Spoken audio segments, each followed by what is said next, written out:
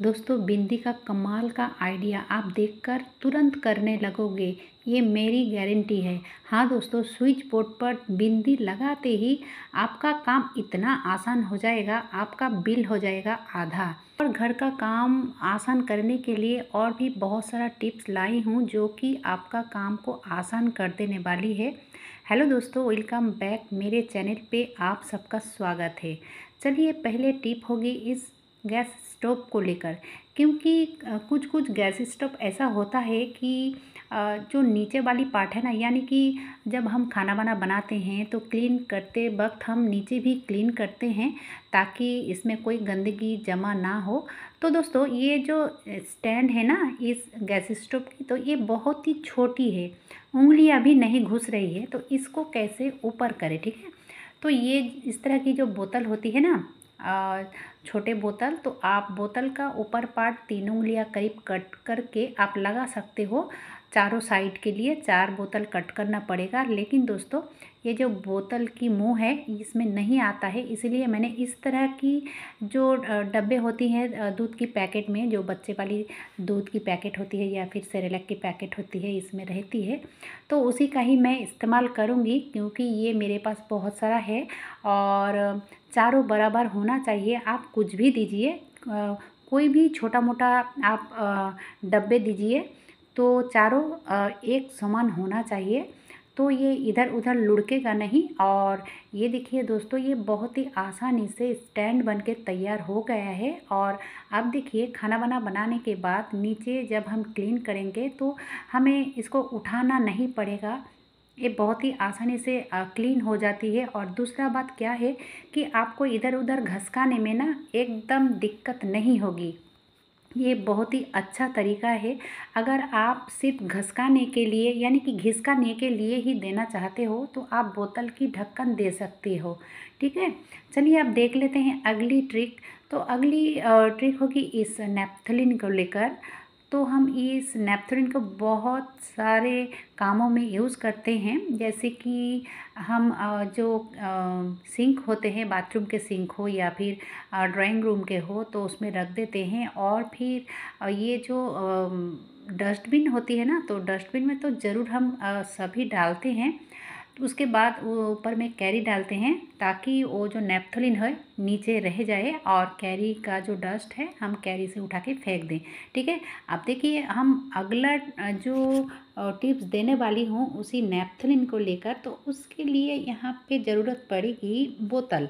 तो यहाँ पे छोटी वाली बोतल लिया है मैंने, 250 की जो बोतल होती है ना कोल्ड ड्रिंक्स की, तो वही लिया है। अब देखिए, एक सीख को गरम किया है, आप इस तरह की कोई भी चीज़ को गरम कीजिए लोहे का, ठीक है। और गरम करके इसमें होल बनानी है, तो मैं इसमें घुसाकर थोड़ा होल को बड़ा बड़ा किया है, आप जैसे कि देख सकते हो, ठीक है। और ये जो मिडिल वाली पार्ट है ना, तो उसको मैंने होल नहीं बनाया है क्योंकि यहाँ पे मैं कट लगाऊंगी, इसीलिए। अब इसको बहुत ही आसानी से कट हो जाता है। तो ये देखिए दोस्तों, कट लगाने के बाद इसमें मैं डाल दूँगी कड़वे नीम के पत्ते। अगर आपके पास फ्रेश नहीं है, अगर सूखा हुआ है तो वो भी डाल सकते हो, या फिर आपका घर में जो नीम का तेल होती है ना, तो वो भी डाल सकते हो यहाँ पे।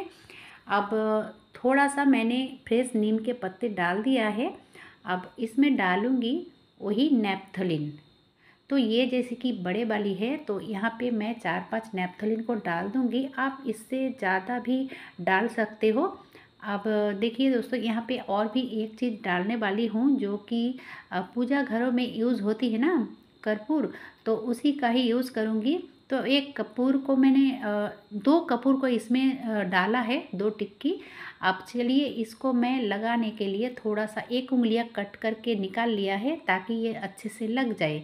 अब इस तरह से मैं सेक कर लूँगी ताकि ये सब एक दूसरे के साथ घुल मिल जाए। अब देखिए दोस्तों, इसको आप घर के किसी भी कोने पे रखिए, बाथरूम में हो या फिर बेडरूम में हो, जो बच्चे जहाँ पे पढ़ रहे होते होंगे वहाँ पे आप रखिए। तो आपका घर में ना, ये इसको जहाँ पे रखोगे उसके आसपास मच्छर मक्खियाँ या फिर कोई भी कीड़ा वगैरह नहीं आएगी।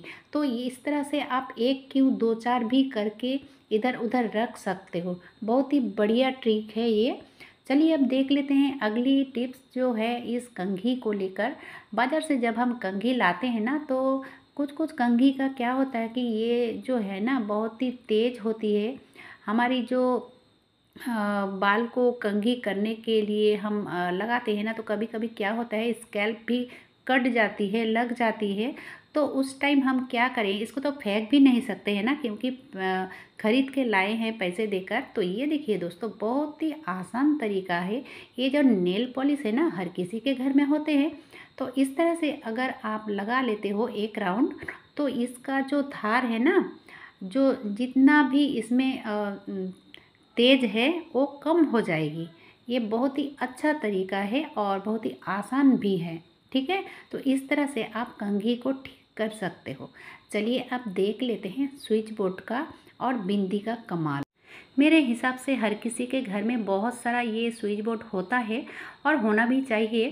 तो दोस्तों बात ये है कि कभी कभी क्या होता है ना कि हम जब इस तरह की स्विच बोर्ड होती है तो कुछ कुछ जगह ऐसा होता है कि वो इस्तेमाल नहीं करते हैं, वो यूज़ में नहीं आता है। जैसे कि ये स्विच बोर्ड है तो सब हर कोई स्विच यहाँ पे मैं काम करती हूँ हर रोज़। लेकिन ये जो छेद वाली जगह है ना, यानी कि 3 पिन वाली जो जगह है, इसका यूज़ नहीं होता है। तो इस तरह की जगह पे कभी कभी क्या होता है कि ऐसा कोई कीड़ा है जो यहाँ पे मिट्टी आकर जमा करते हैं और हमें दिक्कत पड़ती है। तब जब हमें इमरजेंसी के लिए इसका यूज़ करना पड़ता है, तब हमें बहुत ही दिक्कत में पड़ जाते हैं। तो दोस्तों, जिस 3 पिन का आप इस्तेमाल नहीं करते हो, उसी जगह पे यानी कि उसी होल में आप इस तरह से ना बिंदी लगा के रख सकते हो। तो बिंदी ही क्यों, आपके दिमाग में ये ज़रूर आता होगा। बिंदी इसीलिए कि ये देखने में भी अच्छा लगता है और इसमें बहुत ही अच्छे तरीके से गम लगा हुआ रहता है। ये इधर उधर घिसकेगा नहीं। जब आपका ज़रूरत होगी ना, तो आप इसको हटा के काम कर सकते हो, यानी कि इसको फिर से आप रीयूज़ कर सकते हो। आप यहाँ पे सेलो टेप का भी यूज़ कर सकते हो, या फिर आप यहाँ पे जो बिंदी लगा रहे हो, जिस कलर का आपका स्विच बोर्ड है उसी कलर का भी लगा सकते हो। मेरे पास रेड वाली थी तो मैं इसी का ही इस्तेमाल कर रही हूँ और ये देखने में भी बहुत ही बढ़िया लगता है। दोस्तों कैसा लगा दोस्तों आज का ये वीडियो? अगर अच्छा लगा है तो छोटा सा एक लाइक ज़रूर कीजिएगा, ताकि हमें काम करने की उत्साह बढ़े। ठीक है, आज के लिए बस इतना ही। इतने समय तक मेरी वीडियो देखने के लिए आप सबका बहुत बहुत धन्यवाद। फिर कल मिलूँगी। Bye bye.